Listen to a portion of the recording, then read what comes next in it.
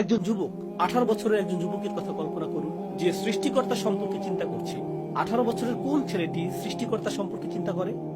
তারা নতুন গেমের কথা ভাবে, তারা পরবর্তী ক্রিকেট ম্যাচের কথা ভাবে, তারা ভাবে কিভাবে অতিরিক্ত কিছু অর্থ উপার্জন করা যায়, তারা বিপরীত লিঙ্গের মানুষের কথা ভাবে, তারা ভাবে কিভাবে বাবা মায়ের চোখ ফাঁকি দিয়ে ধূমপানে আসক্ত হতে পারবে, মাদক, বন্ধুদের সাথে আড্ডা দেয়া, কিভাবে সকলের অগোচরে স্কুল ফাঁকি দেয়া।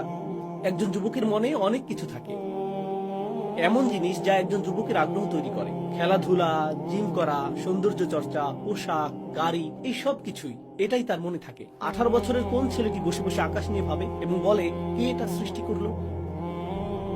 আমি এখানে কেন? আমার অস্তিত্বের অর্থ কি?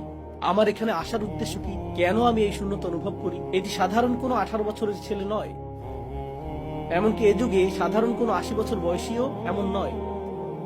সঠিক চিন্তা না করেও আপনার জীবন কেটে যাচ্ছে। তারা বিশ্বের বিরল মানুষ যারা বলে, চর্মচক্ষুতে দেখা এই পৃথিবীর ঊর্ধ্বেও আরো অনেক কিছু রয়েছে, এখানে আরো গভীর কিছু বিদ্যমান, আমাকে তা খুঁজে বের করতে হবে, আমাকে এই অনুসন্ধানে বের হতে হবে।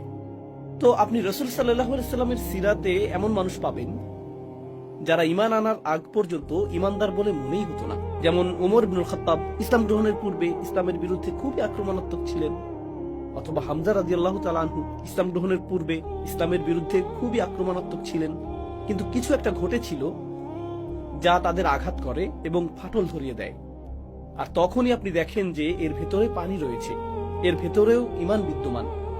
আর ঠিক এভাবেই, যেমন আমি আপনাদেরকে ঠাট্টা করে 18 বছরের যুবক বা যুবতীর উদাহরণ দিচ্ছিলাম, যে জীবন উপভোগ করতে চায়, পার্টি, আড্ডা, বাইরে ঘোরাঘুরি, চিল করা, বন্ধুদের সাথে চিল করে ভ্রমণে যায়, এটা সেটা করে, অথবা নিজের ডিভাইস বা অন্য কিছু নিয়ে ব্যস্ত থাকে, আর তারপর কিছু একটা ঘটে, কোনো অভিজ্ঞতা, হয়তো একটি সড়ক দুর্ঘটনা, হয়তো কোনো বন্ধুর মৃত্যু, হয়তো এমন কিছু শুনলো যা আগে শুনেনি, হয়তো সে ঘটনাক্রমে মসজিদে চলে আসলো, ঘটনাক্রমে সে নামাজে দণ্ডায়মান, আর এমন কিছু তাকে আঘাত করলো যা অন্য কাউকে করেনি, কিন্তু সেখানে দাঁড়ানো সেই যুবকটি কিছু একটার দ্বারা আঘাত পেল, সে এমন কিছু অনুভব করলো যা আগে কখনো করেনি।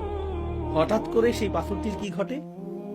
এটা ফেটে যায়, আর হঠাৎ করেই এই যুবক আরো 2 রাকাত থেকে যেতে চায়, এবং তারপর সে আরো 2 রাকাত থাকতে চায়। আর তার বন্ধুদের অবস্থা এরকম, তোমার কি হয়েছে?